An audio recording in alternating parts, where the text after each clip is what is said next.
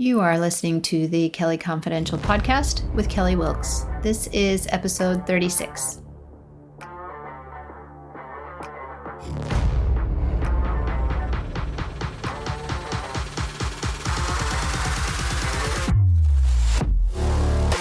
Welcome to the Kelly Confidential Show, where we talk negotiation essentials and those crucial conversations empowering extraordinary women. Real women, real issues. Let's jump in.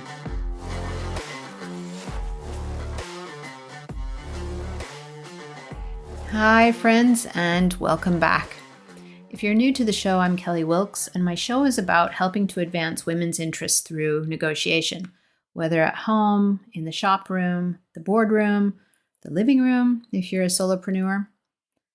I am passionate about this topic because I've spent my career working for some great bosses and great organizations, and I've also had my share of bad bosses and stunted organizations. And over the course of my career as a people leader and commercial negotiator, I've observed that most women want some form of negotiation training. They want those critical skills, but are often reluctant to proactively seek it out because of self-doubt, which studies show is common among high-achieving women.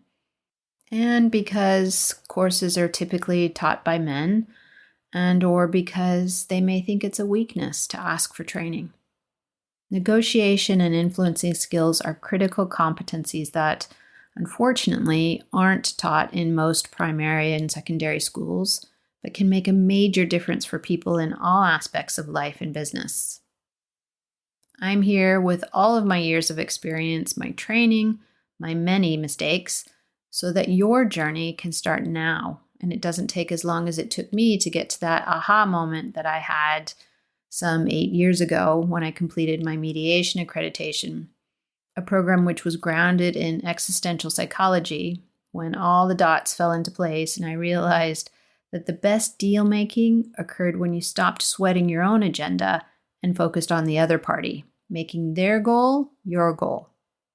I know it sounds counterintuitive, but at the center of really great deal making, this is the focus.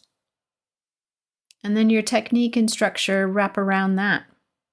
And of course, expensive university courses will teach you technique and structure, game theory, etc. till the cows come home. But rarely will you get the benefit of psychology of what creates lasting agreement. Those deals that won't unravel 2 weeks later or 6 months later when you're having a supplier sales review, for example. We've all been there. Technique only secures so much. I talk about the focus on the other person, the need to consider the other person a lot on my courses and in my podcasts. So be sure to follow me if you want more tips and resources about this. And so today we're going to cover all of it. But as it's the end of a busy week, it's going to be a short and punchy show, but still information-packed. And we're going to cover my top 10 most common mistakes and how to mitigate these for better results. And remember, these can be applied anywhere, whether you're buying a car, buying a house, buying a company. And certainly you should be trying these out, flexing your negotiation muscles in your everyday life and interpersonal relationships. So drop me some comments and let me know how you're getting on. Are you ready? Let's jump in. So like most people, I wasn't born a negotiator. In fact, I was quite shy and reserved for many years growing up. And depending on what expert you follow, shy and reserved won't get you far in business, or so they say. But I've since come to appreciate the saying, be afraid of the quietest person in the room. Or perhaps a more up-to-date version of this, which apparently is from Buddha. If your mouth is open, you're not listening. I really like that one. So yes, I was a fairly quiet and introverted kid. My nose was in a book for many years, really up until high school. And then I kind of found my stride in a pack of really great kids who lived down the street from me. And the rest is history, as they say. But in those years where I was quite shy and sort of set away from the pack, For a long time, I would just beat myself up for not being more outgoing, like my fearless dad who could talk to anyone. I mean, he loved meeting people, and I think his friendly approach really served him a lot in his personal relationships. He made friends everywhere he went, and people always remembered him. He had a huge personality. But when it came to deal making, he could be really brusque and aggressive. Something I've since learned is more common and possibly accepted in male-to-male negotiations. But even then, it could, certainly backfire. And this type of approach had a limited return. Nonetheless, I assumed, this was the way to go. So I mirrored, what I was seeing. And like many people my age at that time, I'd seen Wall Street with Michael Douglas, where the two ingredients were be resolute in your goal and, be aggressive. This also meant don't let them push you around. And so I had tried that approach for a few years early in my career. And I quickly learned, like many of the shoulder pad brigades that I call them, my women peers at that time, I quickly learned that any mileage I made in those deals had far more to do with my employer's buying leverage than, my skill. It was really about what we were prepared to spend and far less to do with my cringe-worthy peek through your fingers tactics. The secret sauce was about the people, specifically about my counterpart in the negotiation. Smart business leaders and smart women know that people aren't born natural negotiators. Humans are complex, emotion-based, and mostly self-serving. Legitimately, I'm not being purposefully negative here, because our bodies and our brains are hardwired for survival. And when presented with choices, we will instinctively and in a matter of seconds choose the option most beneficial to us. And those who recognize this understand that learning and experience are critical enablers to being an effective negotiator, one with restraint and adaptability, and a few other traits. And for those casual or novice negotiators, and even those seasoned deal makers who are looking to take it up a notch, it's important to recognize the common pitfalls that are guaranteed to limit or even crush their deal success. So here are the most common mistakes I see in negotiations. And these are ordered by importance and impact to your deal making. So number 1, underestimating the need for preparation. This is really about a lack of reasonable preparation, including failing to understand the counterpart's needs and the bigger context and motivation of the negotiation. This can severely undermine your position and ultimately the outcomes. It's critical that you do your research. Number 2, not being clear about your goal, specifically not unpacking the bigger picture about what your goal does for you, what it unlocks, what it satisfies, and what it takes away if you're unsuccessful. So if you're negotiating a raise, for example, your goal isn't just about the raise. It's about the financial anchor that contributes to your bonus, your pension contribution, the additional take-home pay that allows you to put your kids in summer camp, the added creditworthiness when you're applying for a mortgage. And all told, added up, these things mean more than just a fixed sum. So if they offer you, let's say, an $8,000 seasonal bonus instead of your request for a salary increase, as attractive as that bonus may seem, your annual salary request of, let's say it was $5,000, is still going to be better, and it will take you further in the long run. Number 3, not having a genuine interest in the other party's goal. This goes back to point 1 about understanding the goal of the counterparty, but this absolutely goes to the heart of my belief and most mediators' belief that you must center your goal on their goal. Your purpose is to help them meet their goal, period.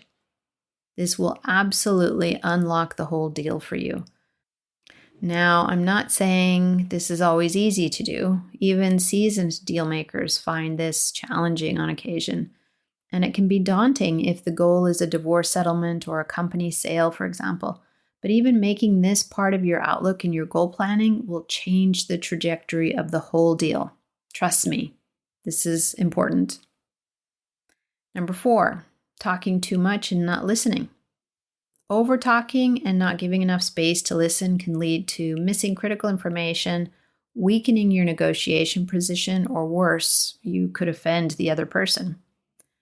And don't pontificate. This just creates resentment and undermines your progress. Be humble, be polite, and shut up every now and then. It pays dividends. Number 5, focusing too much on the money. Novice deal makers and casual deal makers regularly prioritize price over other valuable aspects of a deal, which could mean missing key opportunities for mutually beneficial agreements.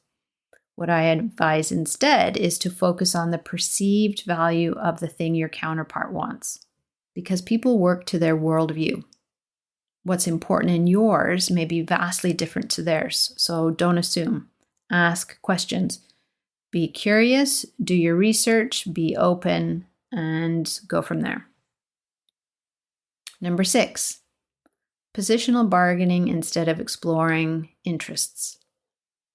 Clinging to initial positions without seeking to understand the underlying interests of your counterpart, or all of the parties really, can leave significant value unexplored and unexploited really during the negotiations.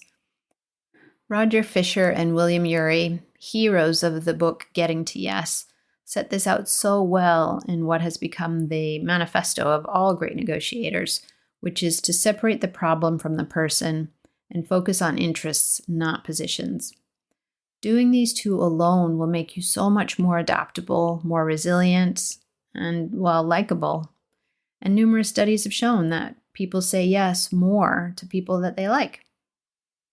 Number 7, overlooking the importance of cultural awareness.